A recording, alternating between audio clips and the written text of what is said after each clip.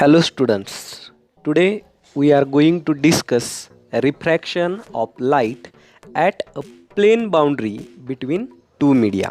म्हणजे जर light waves या किंवा वेव्ह फ्रंट हे जर एका माध्यमातून दुसऱ्या माध्यमामध्ये जात असेल तर त्यावेळेस त्याचं रिफ्रॅक्शन कशा पद्धतीने घडतं ते आपल्याला या पॉईंटमध्ये आज काय करायचं आहे बघायचं आहे. ओके,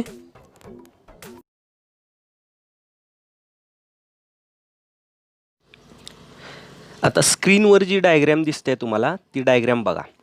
या डायग्रॅममध्ये ए बी हे जे आपण दाखवले ते इन्सिडंट वेव्ह फ्रंट आहे जे मीडियम 1 मधून मीडियम 2 मध्ये जाते.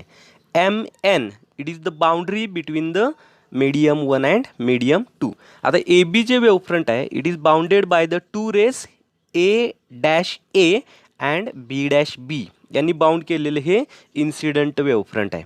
आता according to Huygens principle every point on this wave fronts acts as a secondary source of light sending out light waves in the forward direction. आता ए बी वेव्ह फ्रंटवरचा A जो point आहे तो M N या boundary सरफेसवरती येऊन incident झालेला आहे. Initially time T is equal to आपण 0 घेतला, small T is equal to 0. त्यावेळेस ए पासून येणारी जी वेव्ह आहे ती एम एन या बाउंड्रीवरती काय होत्या इन्सिडंट होते. पण बी पासून निघणाऱ्या ज्या लाईट वेव्ज आहेत त्या एम एन या बाउंड्रीवरती अजून इन्सिडंट झालेल्या नाहीत. म्हणजे बी पासून निघणाऱ्या लाईट वेव्जना सपोज एम एन या बाउंड्रीवरती जाऊन इन्सिडंट होण्यासाठी small T is equal to capital T एवढा वेळ लागतोय समजा. आणि जर फी वन ही मीडियम 1 मधली लाईटची व्हेलॉसिटी असेल तर बी सी हे डिस्टन्स आपल्याला लिहिता येतं B C is equal to v one T. आता सेम टाईममध्ये ए पासून निघणाऱ्या ज्या लाईट वेव्ज आहेत त्यांनी मीडियम 2 मध्ये ट्रॅव्हल केलेलं डिस्टन्स हे मीडियम 1 मधल्या डिस्टन्सपेक्षा कमी असणार आहे. जर मीडियम 2 हे डेन्सर मीडियम असेल तर ते कमी असणार आहे. म्हणून कंपासमध्ये बी सी पेक्षा कमी डिस्टन्स घ्यायचं, एवर कंपासचं टोक ठेवायचं आणि डाऊनवर्ड डायरेक्शनमध्ये सेमी सर्कल जे आहे ते काढून घ्यायचं. म्हणजे तो ॲक्च्युअली ते सेमी सर्कल म्हणजे हेमिस्पियर असणार आहे. आणि ए पासून निघणाऱ्या लाईट वेव्जनी कॅपिटल टी एवढ्या वेळामध्ये कवर केलेलं डिस्टन्स असणार आहे fee two into T. Capital T हे टाईम असणार आहे आणि फी टू ही मीडियम 2 मधली लाईटची काय असणार आहे व्हेलॉसिटी असणार आहे. आता ए पासून सीपर्यंत जे काय पॉईंट आहेत त्या सर्व पॉईंट्समधून असं टी एवढ्या वेळामधले हेमिस्पियर आपल्याला ड्रॉ करायचे आहेत. आणि त्या सर्व वेवलेट्सचा जर आपण एन्व्हलॉप घेतला किंवा त्या हेमिस्पियरला जर तुम्ही टँजंट काढला सी पॉईंटमधून, जो डायग्रॅममध्ये आपल्याला दिसतोय सी ई हा जो आहे तो टँजंट आपण त्या ठिकाणी दाखवतोय. आणि सी जे मिळेल ना आपल्याला, this is the envelope of wavelets that is secondary wavelets which are emitted by the points between A to C यांच्यामधल्या पॉईंटमधून इमिट झालेले हे वेवलेट्स असणार आहे in time small T is equal to 0 to capital T, small T is equal to capital T एवढ्यामध्ये. आणि C E हे जे आपल्याला मिळणार आहे ते काय असणार आहे रिफ्रॅक्टेड वेव्ह फ्रंट असणार आहे. आता डायग्रॅममध्ये तुम्ही आणखी बघितलं तर ए डॅश ए पी हा जो आहे तो अँगल ऑफ इन्सिडन्स असणार आहे which is equal to angle B A C असणार आहे. त्याचबरोबर पी डॅश ए ई हा जो आहे तो अँगल ऑफ रिफ्रॅक्शन असणार आहे and which is equal to किती असणार आहे ए सी ई एवढा असणार आहे. बरोबर, हा अँगल ऑफ रिफ्रॅक्शन असेल आणि वरती जो आपण सांगितला तो अँगल ऑफ इन्सिडन्स असणार आहे. ओके, आता ह्याचं डेरिवेशन जे आहे ते आपल्याला या ठिकाणी आता सोबत जी फिगर दिसते स्क्रीनवरती आपल्याला त्या फिगरमध्ये तुम्ही काय करायचं आहे लक्ष द्यायचं आहे. Consider a wave front A B incident on a plane boundary MN separating two uniform and optically transparent medium as shown in figure. मध्ये फिगरमध्ये ज्या पद्धतीनं दाखवले त्या पद्धतीनं आपण ए बी हे इन्सिडंट वेव्ह फ्रंट कन्सिडर करतोय की जे एम एन ह्या 2 मीडियममधल्या बाउंड्रीवरती जाऊन काय होते इन्सिडंट होते. Okay, at time small T is equal to 0 म्हणजे ज्यावेळेस टाईमची किंमत 0 आहे त्यावेळेस काय होते बघा, point A that is wave फ्रंटवरचा ए जो पॉईंट आहे तो point A has just reached the boundary surface. म्हणजे पॉईंट ए जो आहे तो बाउंड्री सरफेसला येतोय त्यावेळेचा टाईम आपण घेतलेला आहे 0. Okay, while point B reaches the surface at point C at a later instant small T is equal to capital T. B पासून निघणाऱ्या लाईट वेव्हजना सी पर्यंत पोहोचण्यासाठी जो वेळ लागतोय तो किती आहे, कॅपिटल टी. या टीनं आपण या ठिकाणी काय करतोय, डिनोट करतोय. Let the speed of light in medium 1 is V1 and speed of light in medium 2 is V2.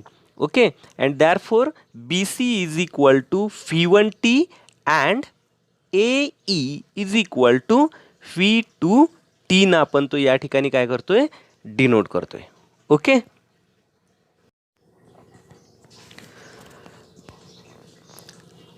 तर परत फिगरमध्ये पहा. The refracted wave front will be the envelope of wavelets successively emitted by the points between A and C between the time small t is equal to 0 to small t is equal to capital T.